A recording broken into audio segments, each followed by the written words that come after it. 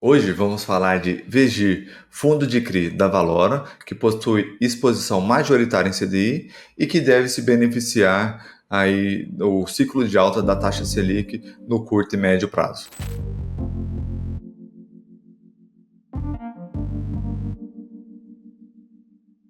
Fala pessoal, tudo bem? Aqui quem fala é Pedro da Fico, analista CNPI e especialista em fundos imobiliários da Suno Research.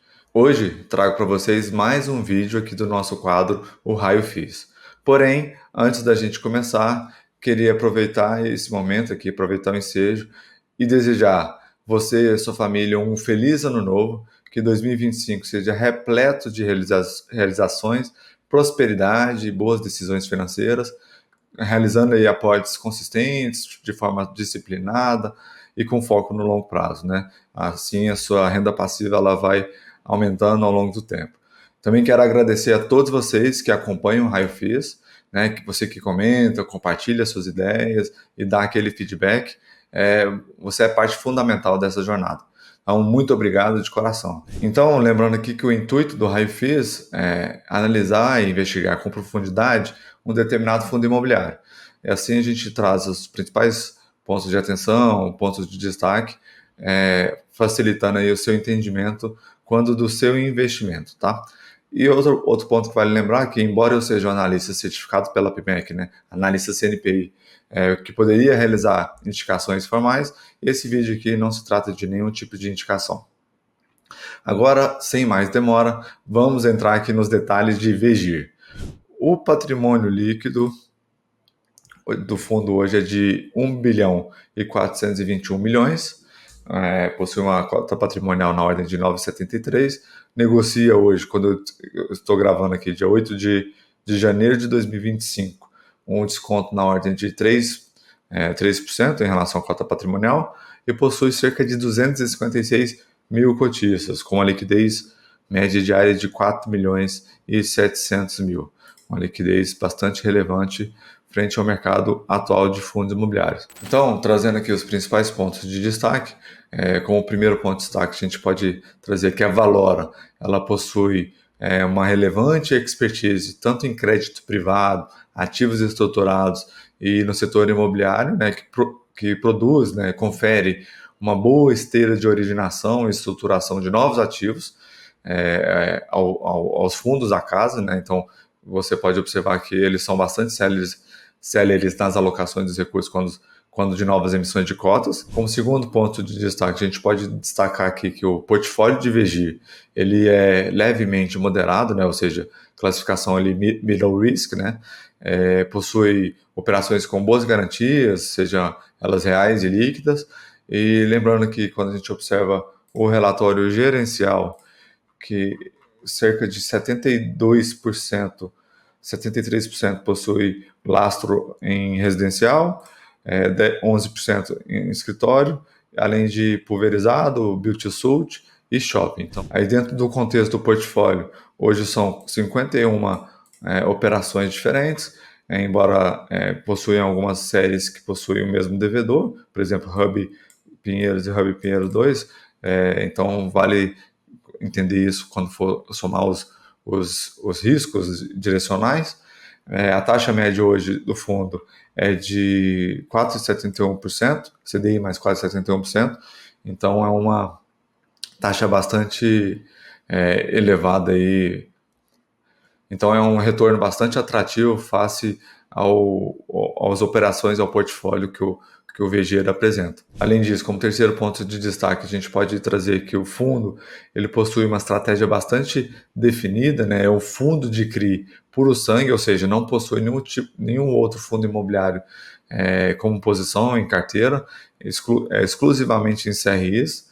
Tanto é que o fundo realizou agora recentemente uma nova emissão de cotas, então possui uma posição em caixa e o restante em CRIs. E vale lembrar que essa estratégia de alocação em CDI, ela tende a apresentar um retorno favorável agora no curto prazo, um carrego extremamente positivo no curto prazo em função dos ciclos de alta da taxa de juros no país. Inclusive, off-topic aqui, a gente verificando o relatório gerencial do KNCR que saiu ontem, né, terça-feira, hoje eu estou gravando na quarta-feira, eles trouxeram uma tabela de sensibilidade com o aumento da taxa Selic já contratado. O Copom já sinalizou dois aumentos de 1% nas próximas reuniões, e claro que a gente tem que trazer essa condição que ele trouxe para o fundo, né, do KNCR para o VGIR. Mas o que eu quero trazer principalmente é que é óbvio, né, uma coisa mais óbvia, está subindo a taxa Selic, os rendimentos com certeza eles vão subir. Então é só para vocês entenderem que isso também vai acontecer no VGIR, tá bom? Então, como quarto ponto de destaque, vale observar que o fundo ele superou os principais benchmarks do mercado. Como a gente pode observar que desde o início do fundo, o VGIR ele teve um retorno de quase 96%, superior ao IMAB, CDI e o IFIX. Teve aqui uma queda ali, como todos os outros fundos imobiliários, em função da curva de juros futuros, do cenário macroeconômico, política fiscal, não é o foco aqui nosso aqui, mas mesmo assim, com a reversão da percepção dos investidores, né, como os fundos imobiliários estavam muito baratos, logo já recuperou esse valor e manteve aqui a performance bastante acima desses indicadores, desses benchmarks, tá bom? Então, como quinto ponto de destaque, a gente observando aqui no informe mensal, vale observar que o fundo ele não possui operações compromissadas neste momento. Em outros momentos eles tiveram, especialmente para dar uma celeridade no processo de alocação de recursos, né? Quando tem novas emissões de cotas, ou aproveitar também alguma operação que está com uma taxa atrativa, um risco-retorno bastante favorável. Então, eles acabam utilizando essa estratégia em momentos oportunos. Então, nesse momento, não tem operação compromissada, não tem alavancagem, tá bom? Como sexto ponto de destaque, a gente pode enumerar que o fundo possui devedores conhecidos, como alguns fundos imobiliários, como o Vino 11 e o TJKB, e algumas empresas listadas também, como Gafisa, a IU Inc., a Elbor, a Vamos. Então, isso permite aí que o portfólio ele apresente também operações com devedores conhecidos, que têm uma reputação a zelar, que tende a apresentar uma relação entre risco e retorno bastante favorável ao fundo. Então, o sétimo ponto de destaque, o fundo ele negocia na base 10, né? Então ele permite essa democratização do investimento, atingindo aí uma maior quantidade de investidores, embora vale lembrar que essa métrica ela deve ser avaliada como um adicional. É importante sempre avaliar os fundamentos do fundo, né? Porque ele é base 10 que você tem que adquiri-lo. Você tem que avaliar sempre os fundamentos de um fundo antes de tomar uma decisão de investimento. Como oitavo ponto de destaque, o fundo ele tem apresentado um histórico de proteção patrimonial. Historicamente, ele negociou em linha com a cota patrimonial, né? Ou seja, a PVP de 1. Hoje, como eu pontuei, tem um desconto de 3%. Já chegou a bater 32% de ágio ali no final de 2019. Logo depois da pandemia, já caiu para 28% de desconto. E, como eu pontuei também, aqui no final do ano de 2024, teve essa queda nos fundos imobiliários em geral, que também representou um desconto bastante expressivo, né? Que, na prática, isso representa uma margem de segurança aí aos investidores que têm um horizonte de investimento de longo prazo. Como nono ponto de destaque, a gente pode observar que o histórico de rendimentos do fundo foi na média de 0,087, próximo a 0,09 centavos por cota, né, e sempre acima aí das medições do CDI, evidenciando aí a estratégia da gestão em trazer uma taxa bastante robusta aos investidores de VGIR. Agora, entrando nos pontos de atenção, o primeiro ponto de atenção vale trazer diz respeito à taxa de administração. Quando a gente soma taxa de gestão, taxa de administração e os custos com escrituração, a taxa chega a 1,06% ao ano, que está ligeiramente acima da média dos pares dos fundos de CRIs do mercado. Mas, para mim, o ponto principal a ser observado é a taxa de performance de 20% do QCD CDI. Não é do QCD 120% CDI, não é do QCD 100%, 110% CDI, é só do QCD 100% CDI, o que para mim acaba gerando custos adicionais aí ao fundo, porque o fundo possui uma taxa de CDI mais 4,71, então obviamente vai ser bastante fácil de bater esse benchmarks, a não ser quando tem um momento de quedas nas cotações, né, que é o conceito da marca d'água que a gestão usa, mas como a gente vai poder observar aqui, quando a gente traz a, a relação entre despesas e receitas, é, nesses últimos 12 meses, quando a gente faz a conta das despesas recorrentes dividido pelas receitas dos últimos 12 meses, essa relação foi de 15,6%, o que, na minha visão, é uma relação bastante elevada, uma vez que está acima do que a gente julga adequado, que é entre 8% e 12%. Então, quando a gente observa aqui o informe mensal, tem taxa de performance prevista, você paga aí de quase 3 milhões e 200 mil.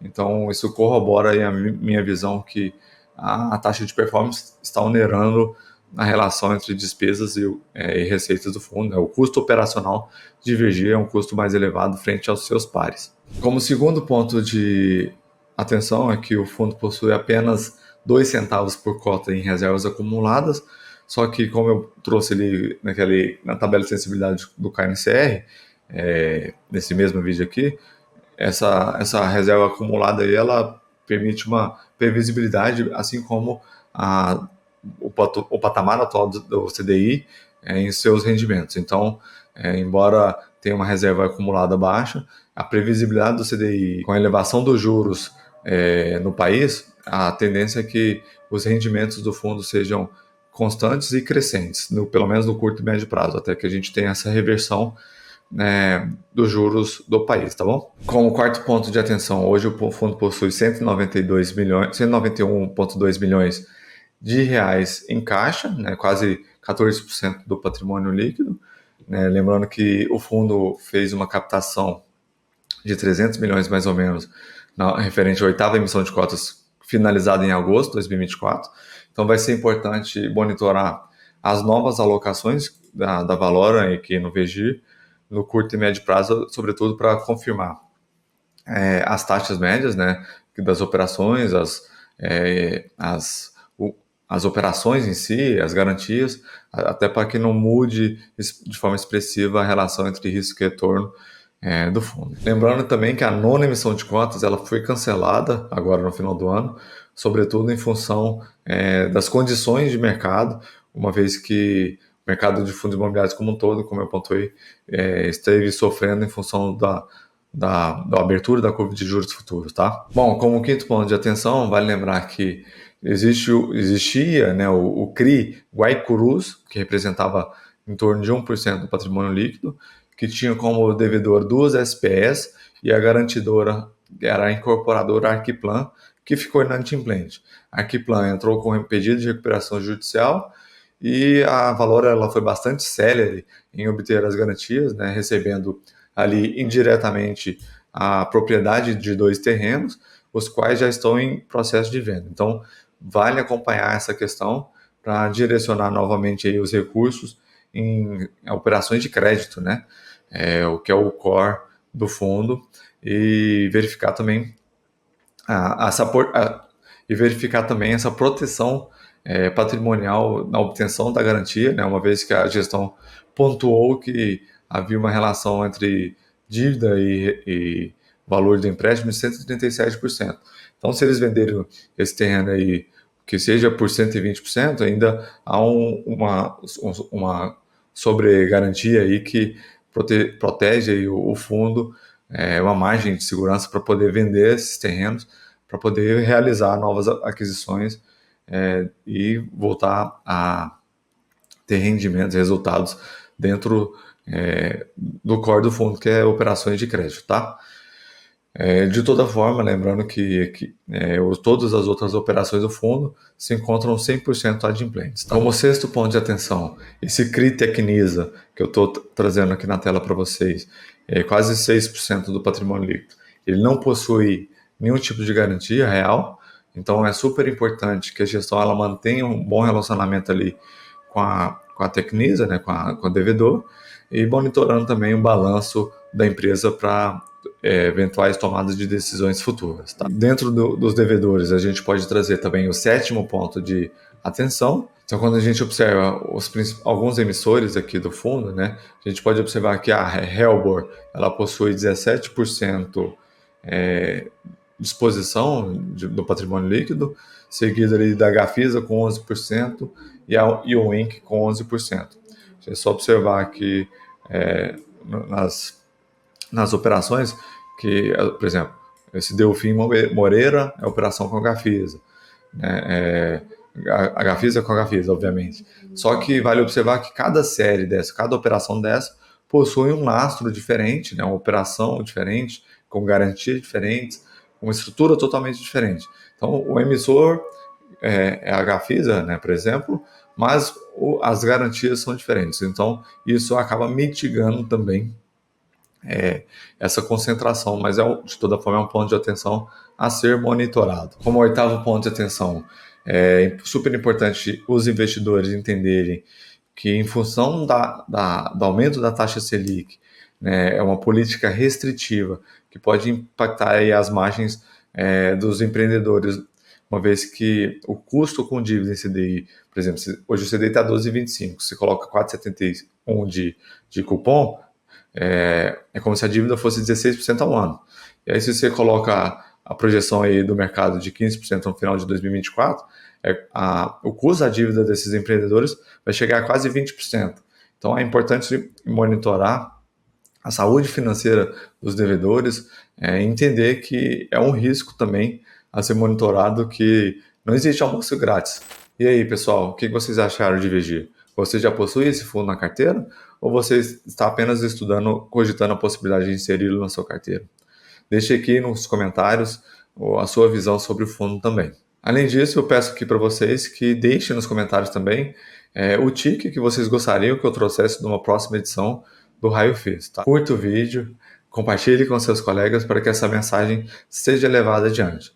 Mais uma vez, feliz ano novo e muito obrigado por fazerem parte deste quadro. Nos vemos no próximo Raio X. Um grande abraço e até lá!